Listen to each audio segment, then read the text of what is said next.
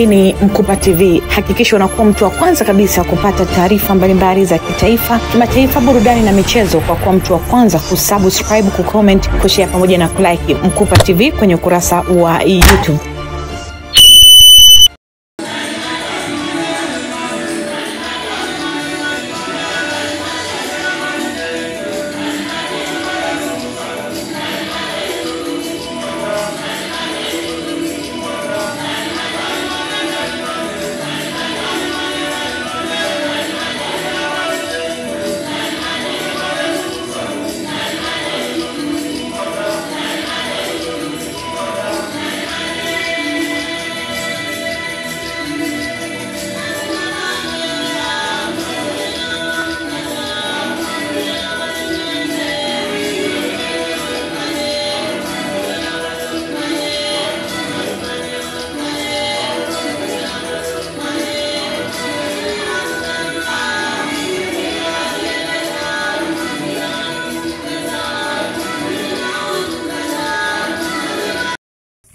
Jongo, meneja wa makao ya taifa ya watoto Kombo yaliyopo chini ya Wizara ya Maendeleo ya Jamii, Jinsia, Wanawake na Makundi Maalum.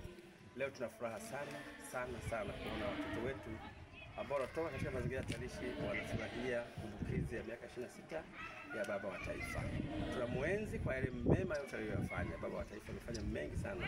Alileta mshikamano, umoja, lakini alihamasisha sana watu kufanya kazi. Watoto wetu tunawalea katika misingi hiyo kwamba wafanye kazi kwa bidii, wasome kwa bidii na mwisho wawe faida kwa familia zao, lakini pia na jamii kwa ujumla. Kwa hiyo natoa wito kwa Watanzania wanaotusikiliza kwamba tuna watoto 197 leo, wa kike wakiwa 92 na wa kiume wakiwa 105. Watoto hawa wanahitaji faraja, wanahitaji upendo, wanahitaji ukaribu ili waweze kuachana na changamoto ambazo ziliwapata zilizosababisha wapokelewe katika kituo chetu. Sababu ambazo zimefanya watoto hao wapokelewe hapa ni pamoja na kutelekezwa. Tuna watoto wanaoishi na kufanya kazi mitaani, tuna watoto waliofanywa vitendo vya ukatili katika familia, na wengi wamefanywa na ndugu wa karibu, wazazi, wajomba na marafiki wa karibu wa familia, kitu ambacho tunasikitika kama wizara kwamba familia ndiyo kitovu, ndio sehemu ambayo mtoto anatakiwa kulelewa. Lakini leo tunapokea watoto ambao baba amemwaweka mtoto wake, baba amembaka mtoto wake. Ni fedheha kwa nchi na aibu kwa nchi. Nitoa wito kwamba wizara yetu iko makini na itaendelea kusimamia masuala hayo na kisha kwamba kila anayehusika, vyombo vya ulinzi vinachukua hatua za kisheria. Karibuni sana Watanzania ambao mnanisikiza kuweza kutoa faraja majirani zetu wa Kikombo, lakini na Ihumwa na Dodoma kwa ujumla. Katika siku hii tumefarijika na tumefurahi sana kuona tumepokea wageni hata wengine kutoka nje ya Dodoma, kutoka Dar es Salaam kuja kuungana na sisi. Tunao kanisa la CAG, yani Calvary Assembly of God. Tunao marafiki zetu wa karibu Kigamboni Community Center, na tunao pia wengine ambao ni viongozi wa dini. Hii ni fursa kwa kila Mtanzania kwamba tuendelee kuimarisha malezi katika familia zetu, tuendelee kukemea vitendo vya ukatili katika familia na katika jamii, ili watoto hawa wawe salama na tuweze kuwapatia haki zote za msingi ambazo wanazihitaji, ikiwemo upendo, furaha, ushirikiano. Lakini hawawezi kuyafanya haya kama wazazi hawana mshikamano. Baba na mama, watoto katika familia waweze kuishi salama, waweze kushikamana na kazi mbalimbali, ili basi watoto waweze kustawi katika hizo.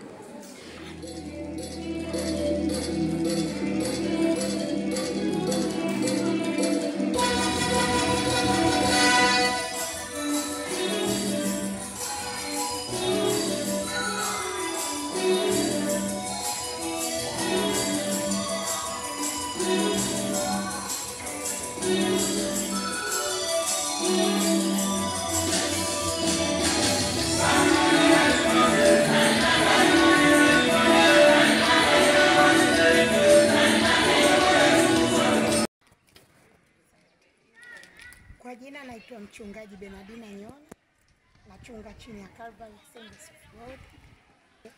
Mimi nafanya huduma ya jamii na hasa watoto. Pale mahabusu ya Upanga na kipindi cha kufundisha siku ya Jumatano neno la Mungu, na siku ya Jumanne nafanya unasihi na maombezi. Ukiangalia mimi kama kiongozi wa kiroho ninamwakilisha Mungu katika kutimiza yale Mungu aliyoyataka tuyatimize, ambapo jamii au watu waliowaumba waishi katika mpango wake na katika kusudi lake. Na hata Yesu alipokuja duniani alisema, waleteni watoto kwangu nimewabariki, maana ufalme wa Mungu ni wa kwao. Mtoto kama mtoto ni zawadi.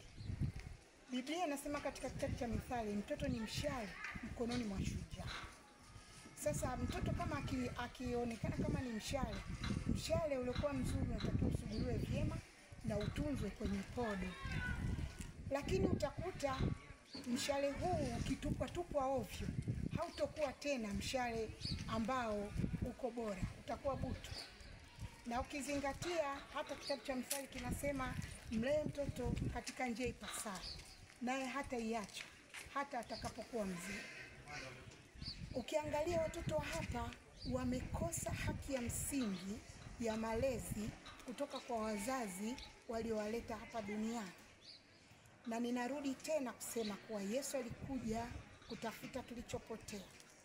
Utakuta baadhi ya wazazi hawamjui Mungu, hawana hofu ya Mungu, hawajui wajibu wake, hawajui hata thamani ya mtoto, kwa nini amempata. Na inawezekana wakati anampata hakumuhitaji, mtoto alikuja tu.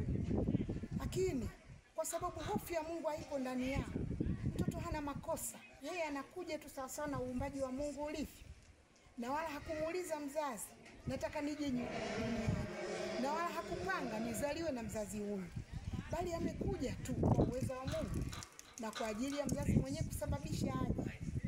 Sasa mimi kama kiongozi wa dini, pamoja na kwamba nakaa madhabahuni na ubiri neno la Mungu ili watu wapate maadili ya kiroho na kujitambua na kukaa katika nafasi zao kama wazazi, ninaona pia nina wajibu wa kutoka kuwafuata watoto, kwa sababu kuna watoto wametupwa, kuna watoto wameachwa, kuna watoto wamekosa haki zao za msingi kwa wazazi. Hawa watoto hawezi kuja kanisani kwangu kusali. Inabidi mimi nifungue hatua zangu niwafuate. Hata Yesu alitembea, aliwafuata watu, aliwahubiria watu, akawakusanya watu, wakalielewa neno, wakamuelewa Mungu, wakafunguka fahamu zao. Watoto hao wanatuhitaji sana viongozi wa kiroho. Ndio maana ninawafuata ili kuwakomboa, ili kuwarudisha katika kusudi la Mungu alilowaambia.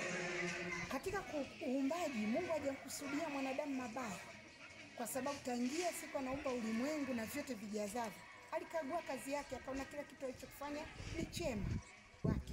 Kuna misingi aliacha. Kwa hiyo nimeguswa kutoka Dar es Salaam, nimeguswa kufika mahali hapa, kuona jinsi watoto wao wanavyolelewa na kuona nini cha kufanya katika huduma yangu ya kiroho ili watoto hao wapate haki yao inayostahili. Najua serikali inawatunza na serikali yetu ni nzuri, na nashukuru kabisa katika serikali yetu kwa uongozi wa Mama Samia. Ni kweli kama inajaliwa na watoto.